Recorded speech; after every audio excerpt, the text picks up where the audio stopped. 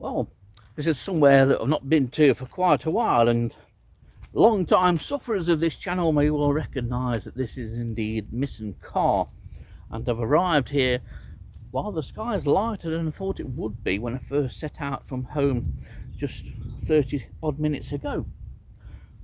Here for a couple of hours moth trapping, probably only a couple of hours, because they are forecasting rain in a couple of hours or so's time. So there's no sign of it just yet. It is cloudy and it's very mild, and I'm undecided where to leave the car, but it's muddy on this track and even muddier the other side of the double gate. So I think I'll just turn the car around a little bit and drape the sheet over those double gates and stay on this side where it's not so muddy. We should catch a few moths. I've no idea what particular species. It'll probably be dominated by pale brindled beauties, but it remains to be seen, because there's a few of those early season moths that haven't been recorded here before.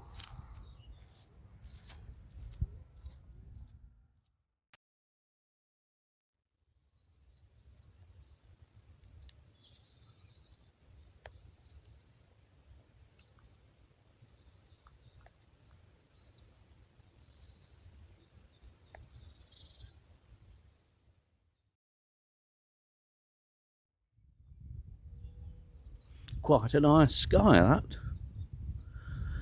We have very mild southwesterly winds at the moment, and this is the best, or at least the most promising night.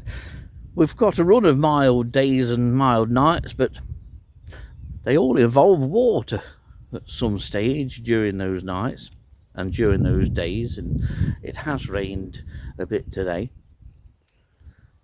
So I just hope that the rain that is due to come later on this evening doesn't come until I've had a couple of hours of trapping here.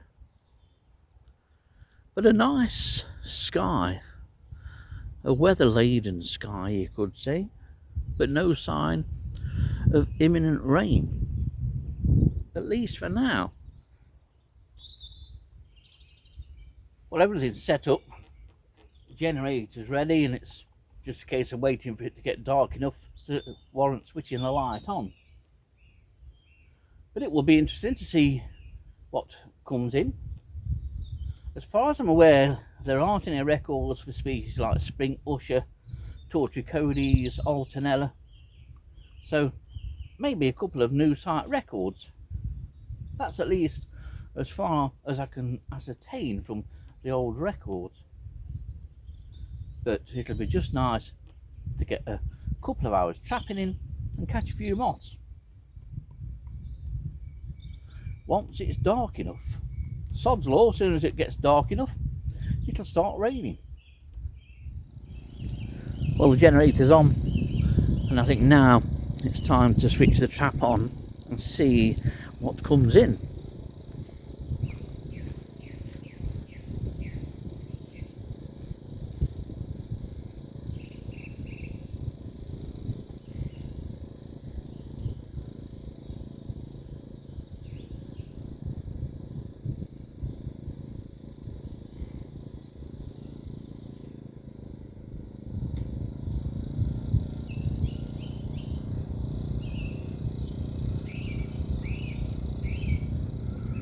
Well, we're off on the 14th of February, and the start time is 17:30, which is 5:30 in normal hours.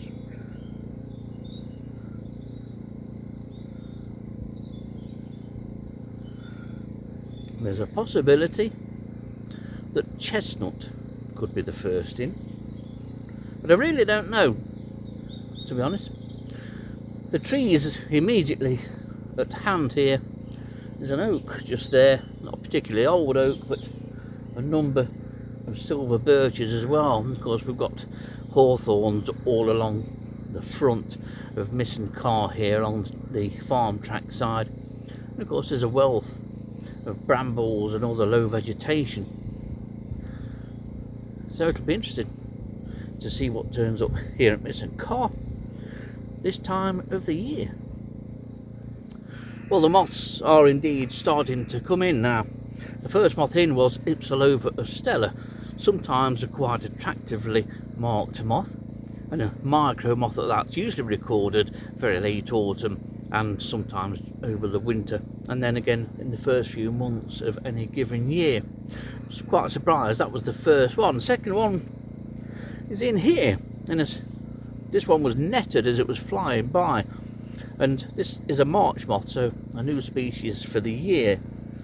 Also got a chestnut that's not long since just dropped in and has settled down quite nicely, and another micro as well, which looks to be Agonopteryx heracleanus. So 4 species, and a rather annoying and nagging breeze. So the back of the sheet where it's draped over the gate is billowing out, and I can't put the sheet flat totally on the ground because of the conditions, because I'm sitting pretty much on a little green island, or a green grassy island. The rest is mud, so I'm stuck. I'm marooned, but marooned with the first moths of the evening.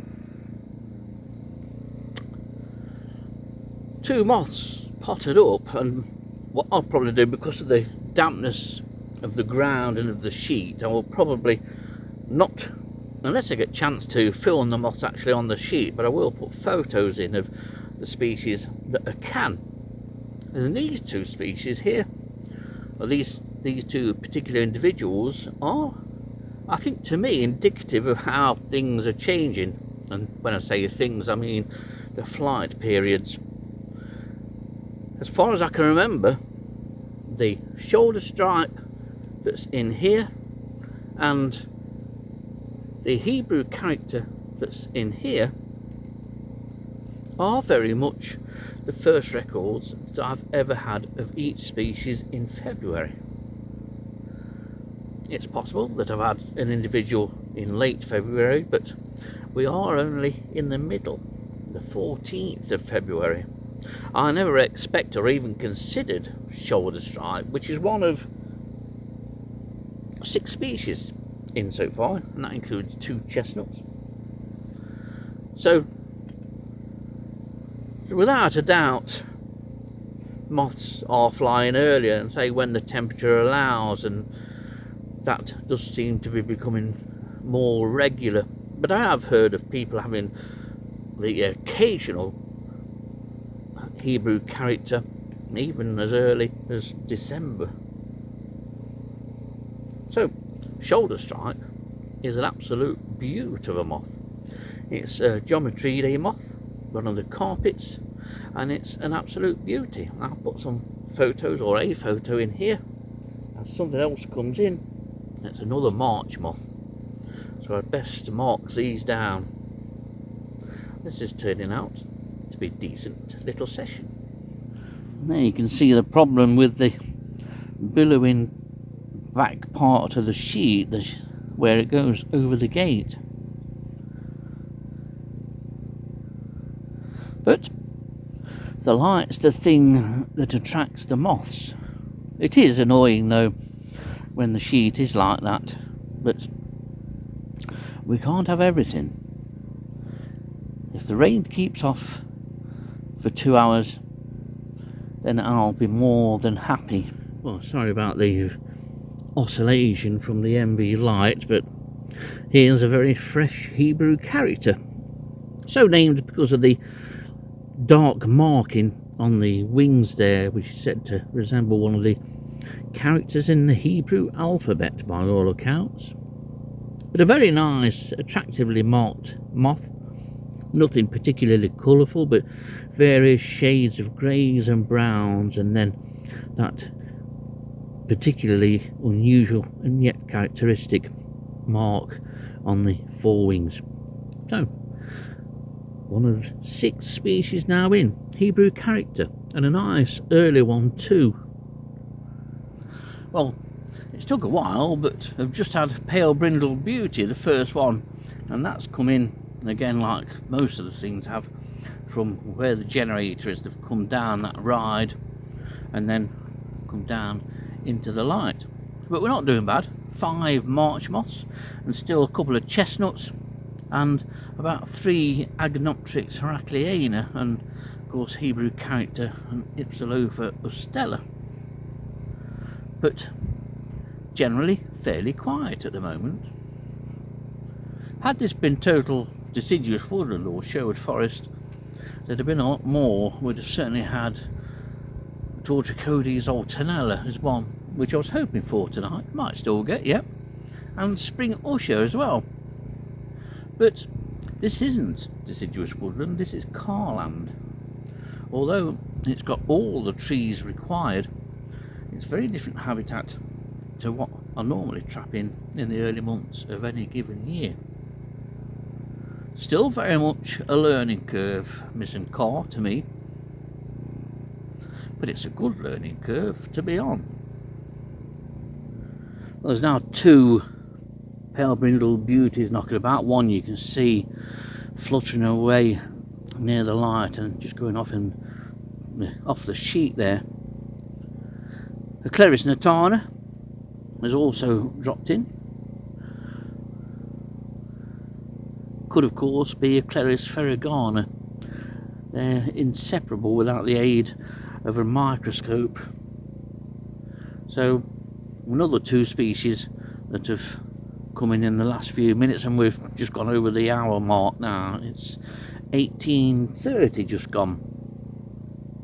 So the species list is slowly growing, but lovely and mild, and that breeze isn't quite billowing the sheet out as much as what it did.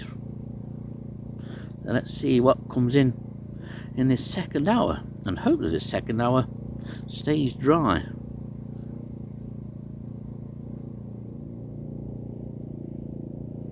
Here's one of the 2 chestnuts that came in earlier.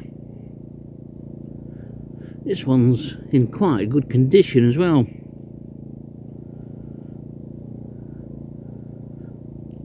Nothing spectacular. There generally isn't about some or most of the moths that fly early in the year, but they are, or do tend to be, beautifully marked.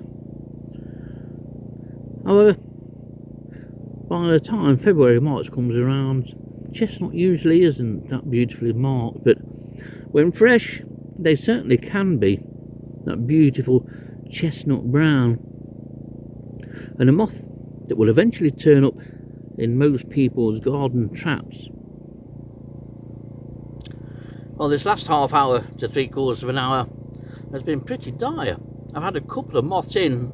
One actually is the 9th species, and it's a clouded drab which has dropped in and then promptly gone again. A nice early date, at least by my records. And as we're up to 2 hours now, it's time to pack up. But in a way, it's not worth me staying any longer, because rain is forecasted at some time in the next hour or so, but it has got noticeably breezier. But it's been well worth the trip up here. It only takes me about 35 minutes from home, and so I'm going to start and pack up, switch the generator off, get everything packed away in the car, and then have a steady ride home.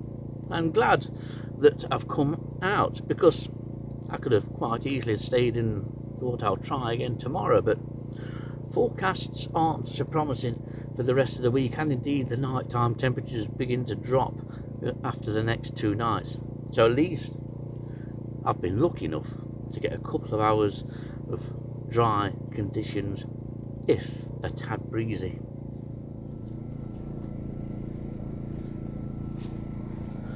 Right, time for lights out and home.